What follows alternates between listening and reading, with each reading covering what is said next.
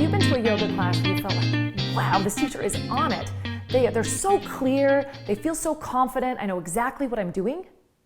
And then on the other hand, have you been to a yoga class where the teacher felt a little wishy-washy, or it felt a little unclear, or it felt like they weren't that confident? Well, in this video, we are going to look at 3 really simple ways that you can clean up your cueing so that your cueing in your yoga classes can sound confident and professional.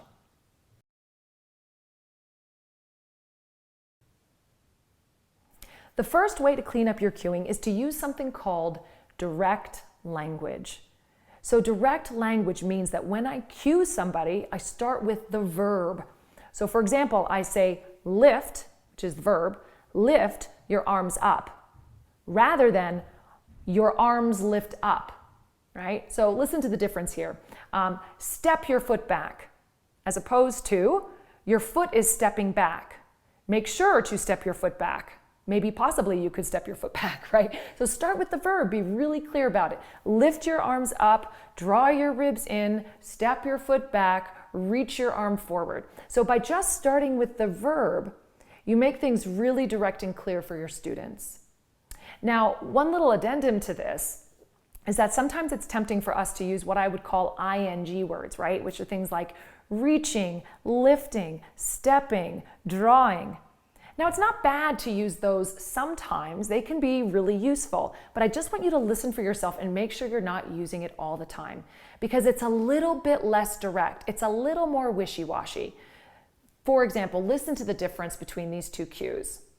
Step your foot back, stepping your foot back.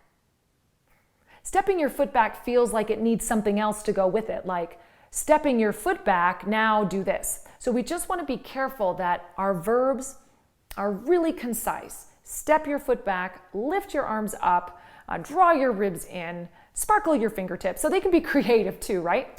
But start with the verb. Use direct language. Our second tip for cleaning up the cueing is getting rid of the crutch words. Now, crutch words are super sneaky. They're just going to get in there. So a crutch word could be just kind of a grunt. It could be something like or or filler words. But I'll tell you a story about me. I was teaching classes for years. Obviously, I've been teaching a long time, right? And I found out, a friend of mine came to my class and said, Rachel, you use the word actually a lot.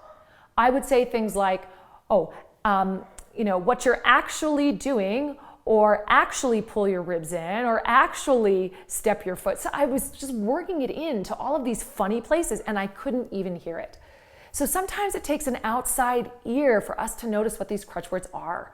So what I would encourage you to do is the next time you're teaching or practice teaching is to grab your phone, grab a recorder, I know it's freaky, and listen to yourself. You're going to want to listen for words that you use a lot that don't mean anything. And here's an extra tip.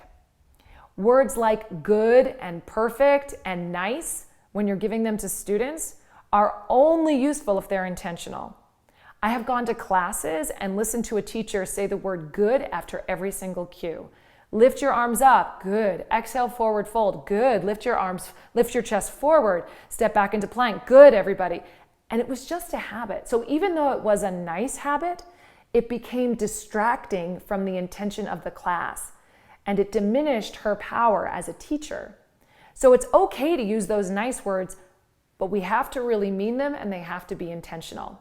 So your next task is going to be, hey, listen to yourself and notice, do you hear any of those crutch words creeping into your language? We all have them.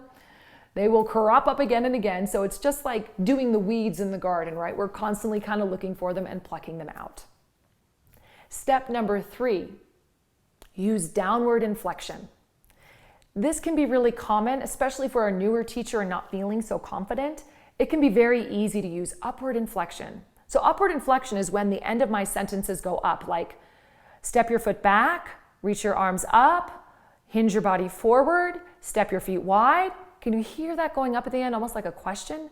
Well, what that does is it really creates this sense of tentativeness or uncertainty in the cueing. Now, it's not that you can't never use that. Of course, you can use that sometimes. It's a really good way to kind of hold space for a cue that's about to come. So for example, I might use upward inflection when I go at the beginning of sun salutation, Lift your arms up, exhale, forward fold. Then I use my downward inflection to really anchor the cue. So again, turn on your recorder, it's like the 80s, turn on your iPhone or whatever your listening device is, right? Listen to yourself and listen for that upward inflection. If it's coming out, it can be a default if we're trying to be polite or we're trying to be nice, right? Instead, cultivate a little bit of that downward inflection. It will immediately create a sense of anchoring and confidence and grounding in your teaching. So there you have it. There are 3 tips for immediately cleaning up and sprucing up your cueing. Number 1, use direct language. Number 2, get rid of those crutch words. And number 3, avoid upward inflection, use downward inflection. I hope that's been helpful. If you like these, then please subscribe for more tips, and I'd also love to hear from you and anything you need to know about.